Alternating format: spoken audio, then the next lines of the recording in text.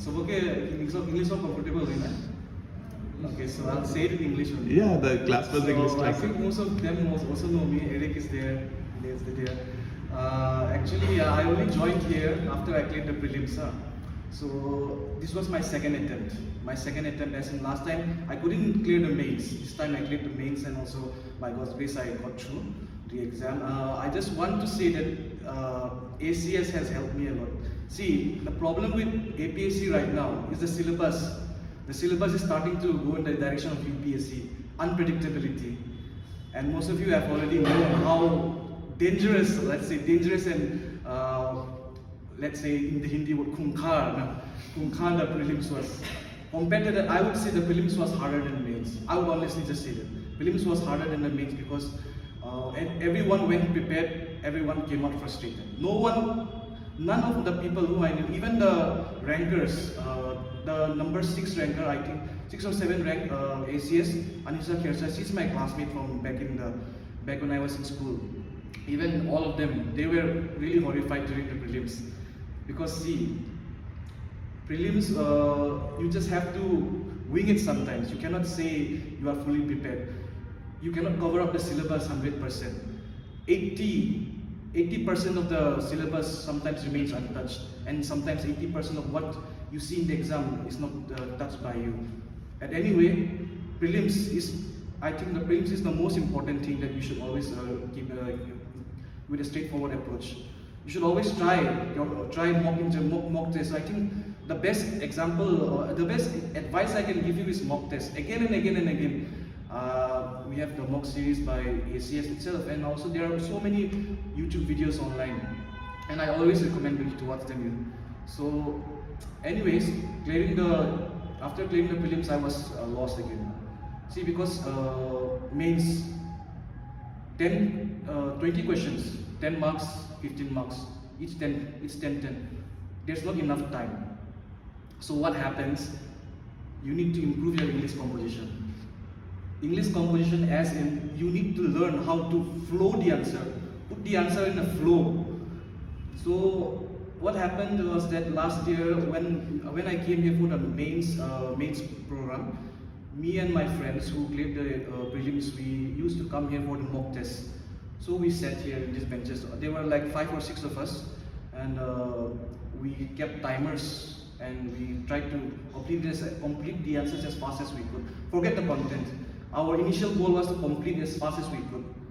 Because see, content, anyone can write content, but will it fit in that amount of time? For 10 marks you have only barely 6 minutes. How do you fit that? The only way you can fit that is if you have a full control of the English language. How do you have control of the English language? Because see, not everyone is well versed in English. Some are from Assamese background, some are more comfortable in Hindi, and some are very comfortable in English. The only way is, see, where most of you must watch movies and all that, movies, YouTube videos. I recommend one thing: start by turning on subtitles and everything. There's a reason those are called script writing. The way they flow, the way those dialogues flow. Sometimes, if you watch a lot of content, they get ingrained in your mind, and then the mastery comes along with them. Comprehension is important, but so is content. But when you have both content and comprehension, answers just flow immediately. And there's one thing I recommend when you approach the mains: approach it in such a way that even if you're presented with a very difficult question, you immediately can think of something at the spur of the moment in under 30 seconds. Because there's not enough time. See, the 15 marks questions in itself take a lot of time. So I recommend attack the 15 marks questions first, and then go for the 10 marks question, and then anything 3-4 questions which you don't know, because there's always something left out. And I would say one thing: always attend the mock test here. Just like I said, me and my friends, 3 or 4 of us, we attended the mock test, and me and one other, Sampi Dash, ACS, both of us have cleared by God's grace. And what we did was we didn't skip the mock test. As much as possible, we came. We were tired. We were really very tired because there was no time for self-learning, self-study. See, what we did was we wrote the mock test. Our handwritings also got really bad. But the point is, you have to finish it within the time. Time is of essence, and we learned a lot of stuff. And mainly, you have to focus on your strong points. My strong point was essay writing. So what I did was I learned a lot. I used to read novels a lot. I read novels. I read this web novels and everything. Comprehension helps, and storytelling helps even more. You must have heard of the spider web technique, no? Anyone familiar with the spider web technique? Spider web technique in mains, whatever it is, from essay writing to up until GS5, spider web technique helps a lot. What is it that spider web technique? It's branched out like this. You have all the content in your hand. Now you must regulate the content. What comes first, the introduction, and then the body, and then the conclusion. Now, how do you frame those? Most people refuse to acknowledge their weakness in framing these things. In essay writing, you have two portions. First of all, you have the philosophical portion, and then you have those current affairs and then anything related to modern context. So, in those two, both of them, you must have known that people always go to the rough pages and write the contents down. Now. So you also write the contents down, but you can't put all the contents inside. So first, try to frame those contents first, and from the essays itself, it helps on to the other GS papers as well. See, because content writing, in one paragraph you can only fit so much content. In one paragraph, how many lines can you write? See, 5 lines. But those 5 lines are talking about only one specific thing, and the examiner can only give you maximum of 2 marks for one paragraph. Isn't that a waste of space? It wastes a lot of space and wastes a lot of your time. So what happens point-wise writing?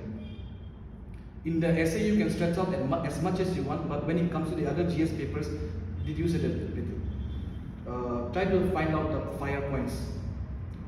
Say, let's take what are the causes of revolt of 1857? In the essay, you can literally write anything, political, social, economic causes, and then you can stretch out the answer to make it, to lengthify it 20 pages or 19 pages.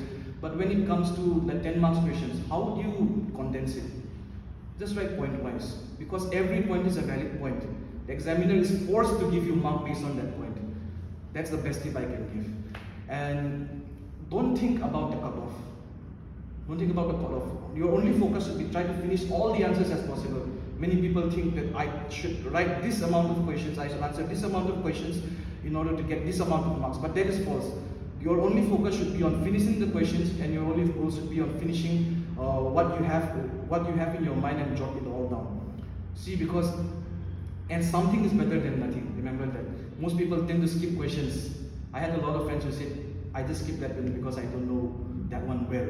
They said they don't know it well, but they did know something about it. 2-3 marks lost. That's because they couldn't attempt it. And as for my mains preparation, I would say that I have only two things for my base. That is my study materials. The study material which you have now, I think that is the prelims one. For the mains, we had these small booklets provided chapter-wise. Yes. And those were really helpful. I would say it was so helpful that that plus in the mock test, the questions which came, they actually came in the exam. And you can just imagine me and my friends smiling and looking at the questions. This one came at the mock interview, mock exam. And yeah, it was really helpful. See, I had only two, like I said, I had only 2 sources for my knowledge. First was the booklets provided by the coaching center, and second was this comprehensive guidebook. I think you all might have bought guidebooks and all for preliminaries or mains or whatever. So I just recommend buy any guidebook. Don't go for like is this better or that better. Just buy any guidebook. Nowadays there are already written guidebooks now, which